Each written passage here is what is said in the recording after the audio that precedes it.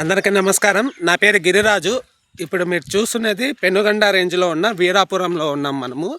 ఇక్కడికి విదేశాల నుంచి పక్షులు వస్తాయి. ఈ పక్షులు ఎక్కడి నుంచి వస్తాయి, ఎలా వస్తాయి, ఎంత దూరం ప్రయాణిస్తాయి, వాటి కలరు అవన్నీ ముందు స్టార్టింగ్ వీడియోలో వాటి డీటెయిల్స్ అన్నీ ఉన్నాయి చూడండి. ఇప్పుడు ఎదురుగా చూస్తున్న చెట్టుపైనే అవి ఏప్రిల్ మే నెలలో వచ్చి ఇక్కడ సంతానోత్పత్తి చేసుకొని 3 నెలలు చేసుకొని సంతానోత్పత్తి చేసుకొని మళ్ళీ తిరుగు ప్రయాణం చేస్తాయి. ఆ చెట్టు మొత్తం కొంగలైపోతాయి. ఇది పాల సముద్రం నుంచి 10 కిలోమీటర్ల దూరంలో ఉన్న వీరాపురం.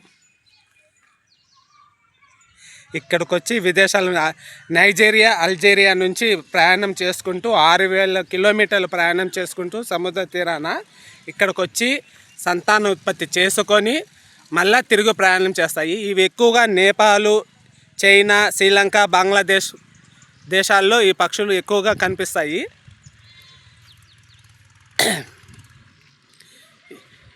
ఇది వీరాపురం గ్రామము. మీరు చూసిన ఎదురుగా చెట్టు పైనే వచ్చి సంతానోత్పత్తి చేసుకొని పోతాయి.